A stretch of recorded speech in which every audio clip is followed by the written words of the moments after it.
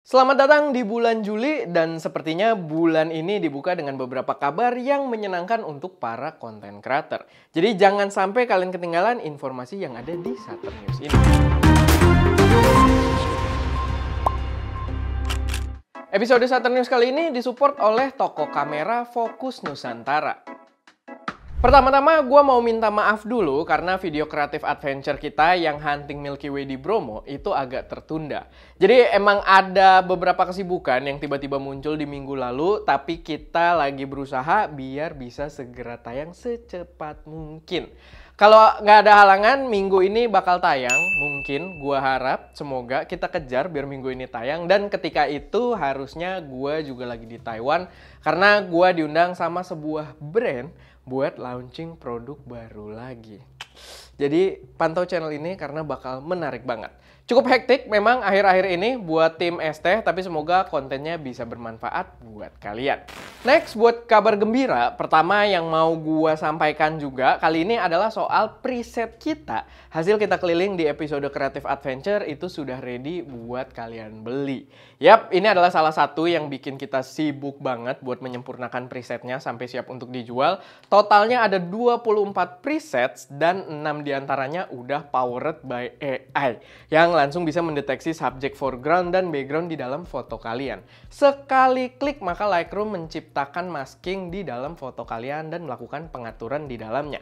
Harga presetnya sendiri itu rencananya bakal dijual di harga Rp500.000, tapi selama peluncuran awal ini kalian bisa pakai kupon atau kode launching.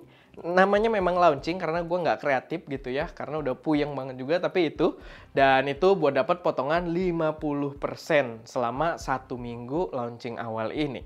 Di situ kalian dapat presetnya, sedikit tutorial penggunaan praktek dari si presetnya. Jadi gue ada praktek penggunaan Lightroom-nya sedikit dan juga basic tuning di Lightroom. Jadi presetnya sebagai starting point, kita ajarin buat tuning lebih jauh lagi biar kalian bisa hasilnya sesuai dengan selera kalian dan dapat file sampel juga buat kalian utak-atik nyicipin presetnya. Kalau kalian tertarik silahkan cek aja link buat pembeliannya ada di deskripsi. Selanjutnya, ini ada kabar gembira buat yang udah punya Sony ZV-E1. Karena Sony telah meluncurkan upgrade support 4K slow motion untuk kamera ZV-E1 ini. Yang gue baca sih kalian perlu untuk login ke Sony Creators Cloud, masukin serial number dari kamera kalian, dan download license-nya untuk diinstal ke kamera ZV-E1 kalian. Itu bisa via SD card dan USB plug-in. Jadi ya pilih aja salah satu. Kayak update firmware aja lah ya, kurang lebih. Dan sayangnya gue nggak bisa praktekin karena gue belum dapet kesempatan nyicipin Sony ZV-E1 juga. Kayaknya mereka masih agak baper dengan gue bahas 4K slow-mo-nya di FX30 yang padahal kemarin dibahas juga sama channelnya Jason Morris. Dan emang FX30 4K slow-mo-nya noise walaupun shoot siang. Tapi ya udahlah, nggak apa-apa. Yang penting gue nggak bohongin kalian di review-review gue dan bisa tetap ngasih info senetral mungkin meskipun gue dimusuhin sama brandnya. Tapi ya kalau nanti dapat kesempatan mungkin kita via Focus Nusantara atau kita beli sendiri, mungkin nanti ya kita secepat mungkin bakal coba untuk provide kontennya ke kalian. Next masih dari Sony, jadi ini ada rumor lanjutan seputar Sony A6700 yang mengutip dari sonyalpharumor.com katanya bakal mengalahkan Fujifilm X-T5. Masuk akal karena X-T5 udah jadi benchmark buat APS-C profesional dengan spek yang emang gokil. Tapi berarti kayaknya Sony belum pakai stack sensor di A6700 ini. Karena kalau dia udah stack sensor otomatis lawannya harusnya bukan X-T5 gitu ya. Malah langsung ke X-H2S. Beberapa keunggulan yang disebutkan itu ada better dynamic range, better autofocus, better AI feature, better image stabilization, dan katanya cost less dari X-T5 atau harganya lebih murah dari X-T5. Beberapa klaim di sini sebenarnya terdengar reasonable kayak AI ya memang baru Sony yang menguasai gitu kan. Dan beberapa juga sebenarnya masih sangat reasonable dan kalau memang beneran terjadi, gua rasa bakal jadi kamera yang menarik buat kita pantau.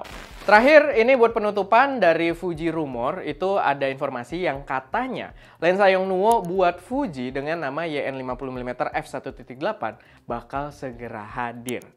Gue sih lama-lama males ya dengan rumor Yongnuo ini. Kayaknya udah kelamaan gitu. Barangnya nggak nongol-nongol, rumornya kayak udah berbulan-bulan kita bahas, gue sampai capek sendiri. Tapi ya di sini ada sedikit informasi tambahan. Kayak di sini Yongnuo sok-sok pakai Tech Pro ternyata di lensanya, jadi terkesan ngikutin Viltrox. Mungkin itu jadi pertanda kalau Viltrox udah jadi benchmark lensa yang cukup profesional. Tapi dari gambar teasernya sih desain lensanya sebenarnya B banget gitu ya. Nggak kayak Viltrox yang cakep dipasangin kamera-kamera profesional. Jadi ya, walaupun dia di fisiknya ada semacam kayak layar gitu ya kalau gue lihat di foto teasernya, tapi ya tetap tampangnya tuh, atau mungkin logo Yongnuo-nya ya yang kayak agak ganggu di situ. Tapi tampangnya kayak nggak kelihatan profesional. Ya semoga aja tetap bisa jadi opsi yang murah dan membawa image quality yang maksimal. Karena paling penting itu. Kalau soal tampang, ya udahlah. Kalau harganya murah dan image quality bagus, tetap patut dipantau. Oke, paling segitu aja. Ternyata gue kira bakal ada berita lagi, makanya gue ada pause sedikit tadi. Tapi ya paling segitu aja buat informasi yang bisa kita sampaikan di Saturn News kali ini. Kalau ada koreksi, saran, atau informasi tambahan yang mungkin berguna buat teman-teman yang lain, silahkan taruh aja semuanya di kolom komentar. Dan ya, itu aja. Gue Erwin, di belakang kamera Daska, dan jangan lupa untuk berkarya.